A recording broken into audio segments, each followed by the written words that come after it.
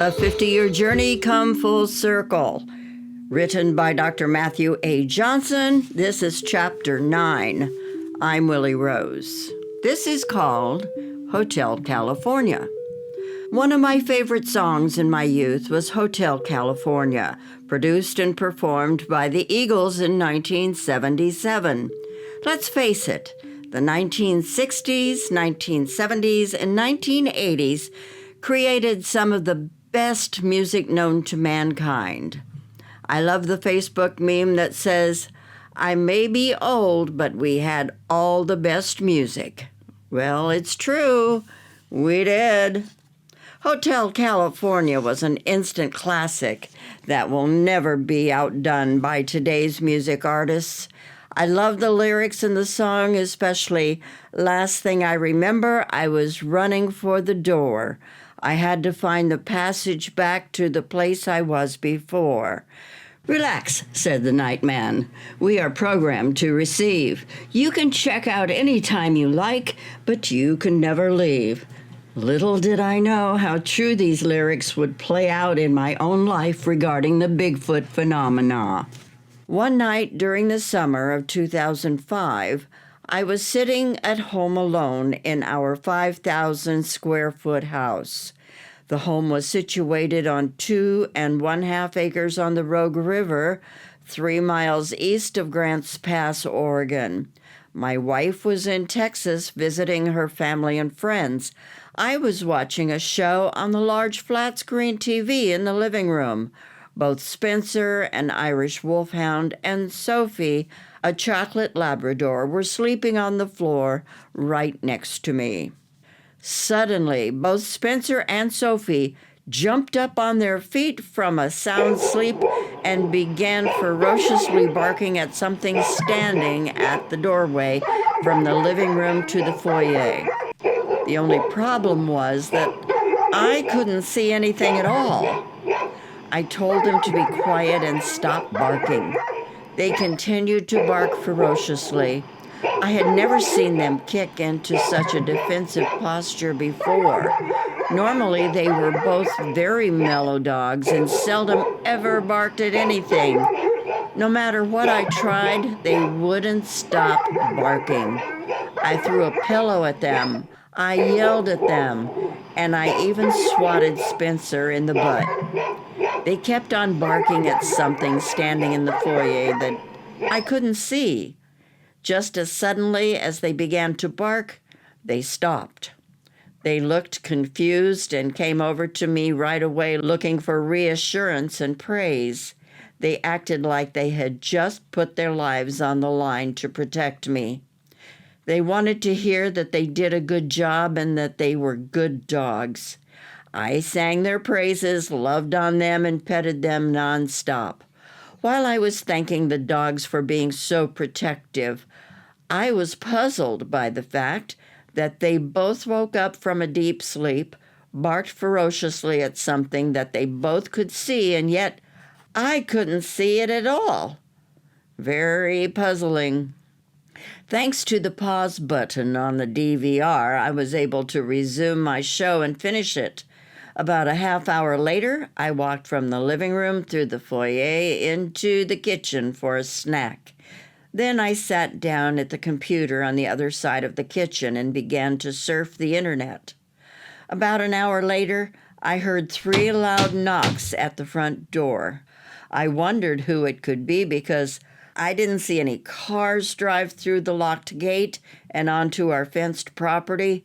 I went to the front door, turned on the porch light, and was met by absolutely nobody. There was no one there. I closed the front door and returned to sitting in front of the computer. The funny thing was that I was surfing the internet looking up information about the latest Bigfoot stuff online. Yes, I had missed being out in the field and wanted to see what was going on. About a half hour later, I heard 3 loud knocks at the front door. Once again, I was puzzled because I didn't see any cars drive through our locked gate. I opened up the front door and no one was there. I returned to the computer again, sat down, began to surf online, and the 3 knocks came to the front door for the 3rd time. This time, I ran to the front door, opened it up anticipating that no one would be there, and ran around the front yard conducting a perimeter sweep of our fenced yard. I was going to find those kids who snuck onto our property and nail their butts for pranking me.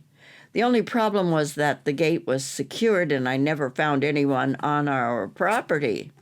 Neither did our 2 dogs, Spencer and Sophie. I was very perplexed by the events of the evening, but the fun wasn't over yet. Just after I entered the home with the 2 dogs, closed the front door, and made it back into the kitchen, we all heard an incredibly loud noise that sounded like something really big was crashing down on the ground and exploding. The dogs began to bark uncontrollably. I grabbed the flashlight again and returned to the front yard. I found absolutely nothing.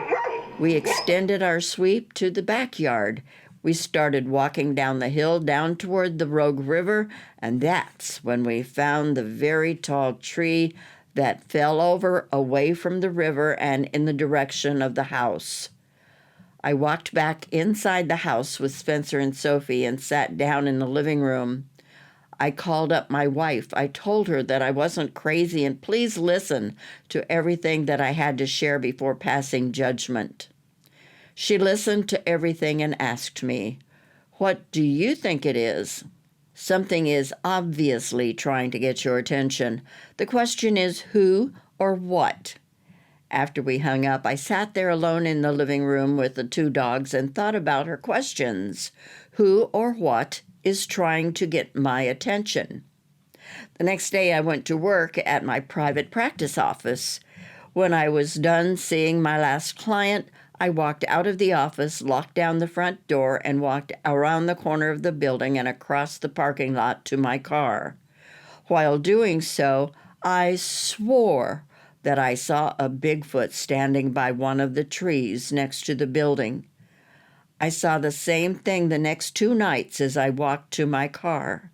Finally, on the last weeknight, I locked the front door of my office and walked around the other side of the building to get to my car. As I walked by the building, I swore that I saw the same Bigfoot standing by a tree on the side of the building. It was like he knew that I was going to switch sides of the building that I chose to exit in order to reach my car. I began to question my own sanity. However, the dogs barking ferociously in the living room happened. The knocks at the front door happened. The tree pushed over in the backyard happened. Finally, I was actually seeing a Bigfoot every time I left my office to go to my car in the back parking lot. Therefore, I decided to outwit the Bigfoot and started parking my car in the front of the building. I would walk by Dr. York's old office that he occupied prior to his death. I said out loud as I walked by his office, "Where are you when I need you, Bill? I don't know what's going on, but I really wish I could talk with you right now." About 6 months later, a friend and I were standing on the front porch of our home late at night. He was about to leave when we heard a very loud, blood-curdling scream come from the mountaintop across the Rogue River Highway. We turned and looked at each other. Kevin said, "That's a Sasquatch. I guarantee you 100% that's a Sasquatch." I said, "I agree with you. I don't think they're willing to let go of me quite yet. I'm not sure why, but I think they want me back out in the woods." Kevin agreed with me. A couple of days later, I was walking on a trail adjacent to the Rogue River Highway. I was simply out getting some exercise and wanted some alone time. As I was walking along the trail in the woods, I felt like I was being watched. My 6th sense was kicking in very strongly. As I continued to walk, I smelled the pungent smell once again. I hadn't smelled the smell since my family's trek up the mountainside above the Oregon Caves National Monument Park. I stopped and started looking up the mountainside through the trees and brush. After about 2 minutes of searching, that's when I saw the Bigfoot standing between two trees. It was as if he wanted me to see him. I said, "Will you please leave me alone? I'm done with you guys." I threw the towel in a while ago. I turned and walked away toward home. To be honest, I was still missing Dr. York big time. Bill's death left a hole in my heart that I felt could not be mended. I missed him so much. He was a good friend and father figure. To go back out into the woods conducting Bigfoot research would only remind me of the pain of missing his presence, wisdom, humor, and the endless stories that he had to share around the campfire at night. I just couldn't go on without him. Besides, I was making the necessary adjustments to go on with my life without pursuing the Bigfoot phenomena. One day during the summer of 2006, I dropped by the Why Not Market to purchase my Diet Mountain Dew maple bar donut and to shoot the breeze with Jason. His parents owned the store, and he and I became friends over time. When I walked into the store, Jason said, "Matt, I have got to talk with you." He sounded desperate, and I was preparing to put on my psychologist's cap when all of a sudden he started talking about Bigfoot stuff. I thought to myself, "Oh no, here we go again." Jason shared with me about how he grew up in a home at the base of a mountain in rural Grants Pass, Oregon. As a boy, he spent countless hours and days playing by himself or with his friends up on the mountain. Recently, he went back up on the mountain for old time's sake. He wanted to revisit some of his childhood play areas and hiding spots. Then he told me that when he visited the hidden pond, he found some very large Bigfoot tracks right next to it in the mud. He wanted me to go up the mountainside and check them out. I said, "Thanks, Jason, but I'm done with Bigfoot research. I don't want to go out there anymore looking for the big hairy guy." Jason responded, "But Matt, you have got to see these foot tracks. They're huge and they're perfect." We argued back and forth in a very friendly manner until Jason managed to break through my wall and secure my compliance to his request. 2 days later, I showed up on his front porch at the base of the mountain. The directions he gave me were good, and the scenery was beautiful. I rang the doorbell, and he answered it about a minute later. He appeared to be so happy that I followed through on my promise to show up. He started to give me directions about how to go up the mountainside and where to find the hidden pond. I said, "Wait a second, Jason. Aren't you going to take me up the mountain and show me where the pond and tracks are?" He said, "Are you kidding? I don't want to go up there with that thing running around up there." I laughed and said, "Jason, you're kidding me, right?" He responded, "No, Matt, I'm not kidding you. Please go up there, check out the tracks, and let me know what you think." I drove up the mountainside on a quasi-road that cut through other people's properties. I went up as far as I could before I ran into a roadblock that prevented me from reaching the logging road. However, I was prepared for the roadblock because Jason told me it would be there. At least I knew that I was in the right spot. My 2 younger kids, ages 11 and 13, came along with me for the ride. They hadn't been out in the woods in a long time and wanted to go on an adventure. They also wanted to see the tracks on the side of the hidden pond. We walked down the logging road about 100 yards as directed by Jason until we reached the bend of the road. It was at that point that Jason said we were to cut into the woods on the left side of the road and we would discover a pond about 50 feet or so off of the logging road. Just as Jason predicted, we found the pond. It was beautiful, surrounded by trees and full of fairly clear water. We walked up to the edge of the pond, and my kids pointed out the 2 very large human-like footprints in the mud. They were approximately 22 inches long. It looked like a Bigfoot had walked up to the edge of the pond, squatted down, and drank some water. All 3 of us were excited. However, we were not able to cast the 2 tracks because they were partially submerged in the water at the edge of the pond. We turned and looked back towards the hill, and I saw a set of tracks walking away from the pond. I found a perfect track to start casting. While we were working on filling the large foot impression with the plaster of Paris that I mixed together, the 3 of us suddenly heard a very low, loud, mammal-like guttural growl coming from the other side of the knoll, only about 50 feet away from us. I put my casting equipment down on the ground and started walking toward the knoll. My daughter whispered to me rather loudly, "Dad, Dad, what are you doing?" I said, "There's a Bigfoot on the other side of the knoll, and I want to see him."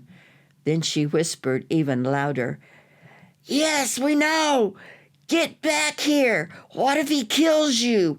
What are we supposed to do?" Well, she had a point, and I couldn't argue with her, so I came back and finished my casting. Then we quickly left the area for the Suburban and drove back down the side of the mountain. I parked my Suburban in Jason's driveway and walked up to the door and rang the bell. He answered the door and asked, "Did you find anything?" I said, "Please come out to my car." He came outside and I opened the back door and showed him the very large foot cast.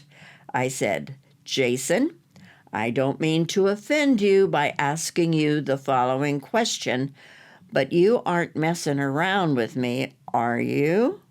He said, "No, Matt, you know me. I would never do that to you. I didn't make those prints. I found those prints, and that's why I wanted you to check them out. Am I going crazy, or are those real Bigfoot tracks?" I said, "Jason, you're not going crazy. They are real Bigfoot tracks. I asked his permission to revisit the area in a couple days, and he granted me access to the area through his property. A couple days later, I returned to the hidden pond all by myself. I found the tracks and began to follow them up the mountainside through the brush and trees. I wasn't walking along a paved path. I was climbing over the top of fallen trees, ducking under branches, walking around thorny bushes, and trying my best to stay on the right path, following the tracks up the mountainside. Eventually, I reached the top of the mountain and walked out onto a logging road along the ridgeline. I turned right and walked down the road a couple of miles until I came to a junction. I looked around and memorized all of the geographical features of the area. Then I walked back up the logging road until I reached the area where I stepped off of the road. Rather than going back down the mountainside, I decided to follow the logging road in the opposite direction to see where it led to. A couple of miles later, I reached the dead end of the logging road, which ended up in a cul-de-sac. Since the tracks were headed up in this direction, I thought that this might be the perfect place to establish a new base camp. I was hooked once again. I walked back down the logging road and found the path that I walked on to reach the top of the mountain. I retraced my steps all the way back down to the halfway point up the mountainside. I got into my Suburban and drove it back down to the bottom of the mountains, past Jason's home and back to my house. I couldn't believe that I was climbing back on the saddle again. I was certain that I threw in the towel regarding any further Bigfoot research. If it hadn't been for Jason's relentless insistence, I would never have returned to the research field. The following weekend, I purchased a map of the area from the Bureau of Land Management, the BLM office. I drove around on the logging roads for 2 days straight until I finally found the junction that I had memorized. I was so excited. I now had a new research area, and it was well hidden up in the mountains just outside of Grants Pass, Oregon. The location made it easy to access, which meant more frequent trips to the area. I had also learned my lesson about how come one, come all wasn't the best approach to Bigfoot research. That approach led to the demise of the last research area because friends told friends who told friends who brought more friends to the area. Eventually, people wanting to see a Bigfoot overran the area. I wasn't going to let that happen again in my new area. The Southern Oregon Research Area, otherwise soon to be known as SORA, had been found. That's the end of Chapter 9. Chapter 10 is coming up. It's called Persistence. Bigfoot, A 50-Year Journey Come Full Circle, is written by Dr. Matthew A. Johnson. I'm Willie Rose.